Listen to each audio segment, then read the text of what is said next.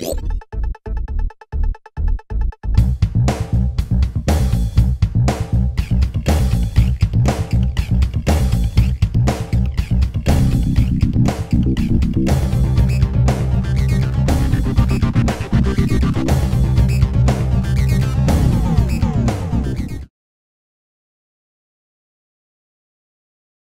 up, guys? TheShowForGamers, episode 19. I'm Jay and that's Al. I want to take a second and thank all the new subscribers, and thank all the old subscribers, and thank the guys that watch this every week. You guys are awesome, and I'm glad you guys like us enough to find out what we think about whether or not a game is worth $60. The reason I'm thanking you is, if you remember, our first episode ever was Infamous, and now we are reviewing Infamous 2. Some time ago. I wasn't that fond of Infamous. I'm very fond of Infamous 2. See, in Infamous 1, they're like, yeah, you have to tap A while you're climbing up walls, and the parkour was tedious. It was really bad, and what they did is they added these little wire things to jump on. It rockets you up farther. Shoot up. I still have to tap A.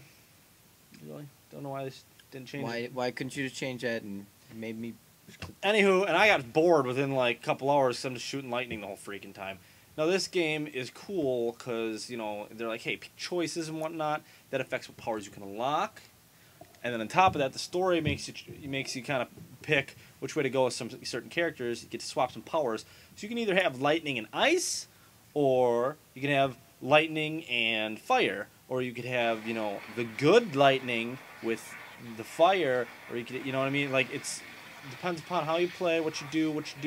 You know, you can create some pretty cool combinations and stuff. It's the variety is just way better. Obviously, it's not just lightning like the first one.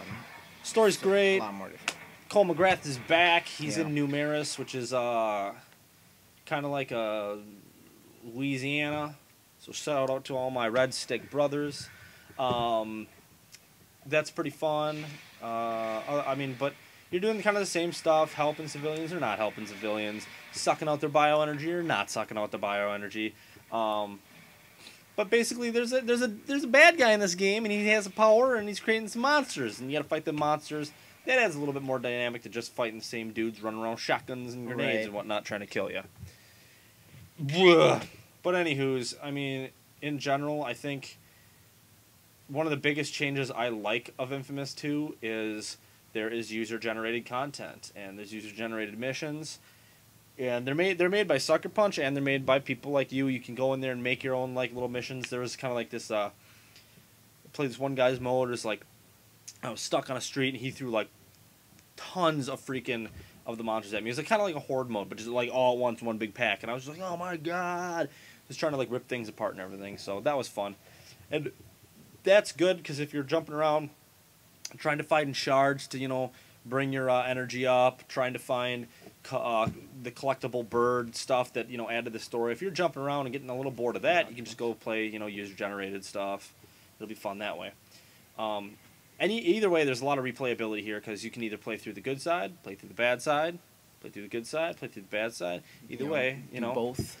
But you're not, like, if you pick a good side, right, you don't have to play the whole game good. You can vary and be like, I feel like doing the bad mission this time. It's not like they give you so many bad points or good points. Yeah, pretty much just during the missions you can just pick which one you want. But obviously if you want to go good, you're probably going to do most of your missions that, you know, the good side or whatever. Either way, I like the endings of the games. It's a pretty decent sized game, and I think there's enough for the playability. It's fun. It's just...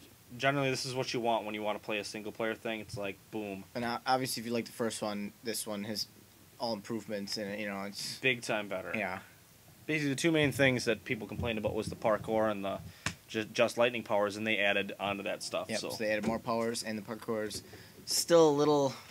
still want to see that rough, fixed, but at least those things help. And later, you get a grappling hook, so you can shoot up walls, and you don't have to climb. It's good at 8 out of 10. Yeah, it's good stuff. The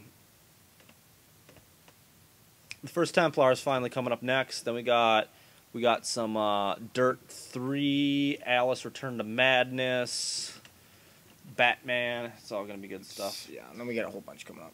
So again, thank you to all you guys. and subscribe to the stuff scrolling underneath. My dad's camera shy is next week's episode. So check that out and watch, as always, the behind the scenes where we talk about movies and anything else that we forgot. Next week. Thank you so much. A beast is coming. A monster only I can defeat, provided that I am strong and ready to face him. A month later, I met Lucy Quarrel. She somehow knew all about the beast. In fact, she had come to help me prepare. Claimed her friend Dr. Wolf had worked on the Ray Sphere prototype, and that he could amplify my powers. All I had to do was go with her down to New Ray. I need those powers. The beast is coming, and I will be ready.